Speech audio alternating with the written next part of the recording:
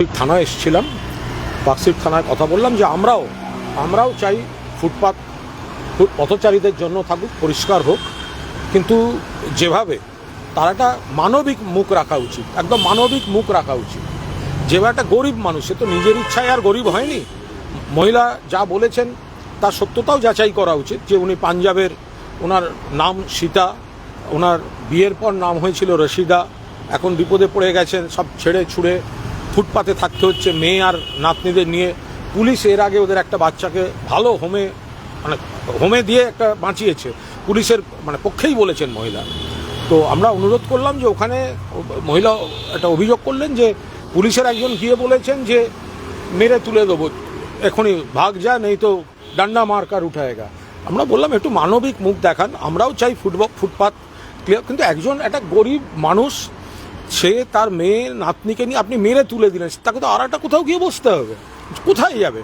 ফলে দয়া করে পুলিশ পাঠিয়ে মেরে তুলবেন না। দুই, ওনারাও একটা বললেন যে ওই হোমটায় দেখা যাক, ওনারাও খোঁজ নিচ্ছেন, আমরাও খোঁজ নিচ্ছি, এদের পুনর্বাসন দেওয়া যায় কিনা বা একে কোথাও রাখা যায় কিনা। তো যতক্ষণ না রাখা যাচ্ছে, অমানবিকভাবে পুলিশ যাতে মেরে না তুলে দেয়, যেটা ওরা ভয় পাচ্ছেন, সেটা বলেছি পুলিশকে। আমি বলবো অন্তত কথা যেটা বললেন, খুব ভালো কথা বললেন, যে না আমরা দায়িত্ব নিচ্ছি, আমরা একবার দেখে আসছি, কোন জায়গাটা জিজ্ঞাসা করলেন, আমরা জায়গাটা জানিয়েছি, এবং এখন যাদের সঙ্গে কথা বললাম তারা যেহেতু গতকাল ডিউটিতে ছিলেন না, ফলে জায়গাটা একটু তারা দেখে নিলেন এবং ওরা বিকেল ইন্সপেকশনও করে নেবেন। আমাদের একটাই অনুরোধ, পুলিশ যেন মেরে না তোলে, একটা পুনর্বাসনের চেষ্টা করা হোক, যে মহিলা বাচ্চা নিয়ে কোথাও থাকবে। আমাদের পরিষ্কার কথা যে ফুটপাত পরিষ্কার, জবরদখল মুক্ত আমরাও চাই, কিন্তু গরিবকে শুধু পুলিশ দিয়ে তুলে দেওয়ার যদি হুমকি দেওয়া হয়, আর কোনো পুলিশ যদি ওখানে গিয়ে বলেন মেরে তুলে দেবো, ডান্ডা মার্কার ভাগা দেওয়া জায়গা, দেশের এত বড় বড় সমস্ত অপরাধীরা ঘুরে বেড়াচ্ছে, পলিটিক্যাল আশ্রয়ে ঘুরে বেড়াচ্ছে, এর সঙ্গে ওর সেটিং হয়ে ঘুরে বেড়াচ্ছে, দেশের কোটি কোটি টাকা লুট করে বিদেশে চলে যাচ্ছে, তাদের ধরার জন্য আমাদের রাষ্ট্রের ক্ষমতা নেই, সময় নেই।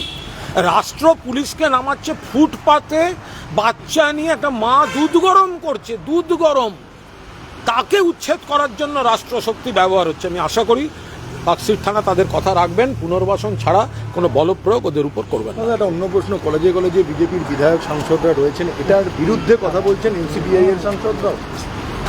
না, ওরা যে তেল মারতে গেছিল ওদের রাখেনি, সেই জন্য ওদের তো পেছন ঘুরতে গেছে, বিজেপির বাড়ি বাড়ি ঘুরে বেড়াচ্ছে সকল এনসিপিআই। ওরা কারা এনসিপিআই? ওদের তো এখনো লোকসভা টিভিতে স্পিকার বলে তৃণমূল, যায় বিজেপির কাছে। তো এই যে বালিশ তৃণমূল, বালিশ চাটতে গেল আর দিল্লিতে গিয়ে বিজেপির ঘরে, তো তাদেরকেও তো রাখেনি। আসলে এই সাংসদ, এই বিধায়ক, এরা সব নিজেদের ব্যক্তিগত স্বার্থে যাচ্ছে। আমরা তো পরিষ্কার বলছি, মাননীয় উচ্চশিক্ষামন্ত্রী বিধায়ক সাংসদদের কাছ থেকে একটা লিস্ট নিন, এবার আপনি চূড়ান্ত সিদ্ধান্ত নিন কোথায় কাকে রাখা যায়। আমি তো আবার বলছি, সগর্বে বলছি, আমাদের সময় আমি দুই শিক্ষামন্ত্রী পার্থ চট্টোপাধ্যায় এবং ব্রাত্য বসুকে আমি নিজে অনুরোধ, হয়তো আমার অধিকার নেই বাট অনুরোধ তো করতে পারি, একাধিক কলেজ স্কুলের আমি ম্যানেজিং কমিটি দিয়েছিলাম, যেখানে কোনো এমপি এমএলএ থাকবে না, বিশিষ্ট কেউ থাকবেন, শিক্ষাবিদ থাকবেন, শিক্ষা প্রতিষ্ঠানকে নেতৃত্ব দিয়েছেন, এলাকার বিশিষ্ট চিকিৎসক, বিশিষ্ট আইনজীবী, সাহিত্য অনুরাগী, বা যারা শিক্ষাটা, স্কুল প্রতিষ্ঠানটাকে, কলেজটাকে বাড়াবেন। তো আমরা তো সেগুলোও করেছি। আর এখানেই দেখলাম পুরো গাদা শুধু বিধায়ক ঢুকিয়েছে, নিজেদের জনপ্রতিনিধি ঢুকিয়েছে। ছত্তিশগড়ের একটা প্রশ্ন পাশে, অর্জুন সিং একটা মারাত্মক অভিযোগ এনেছিল, তৃণমূলের বহু মানুষের সঙ্গে জঙ্গি যোগ রয়েছে।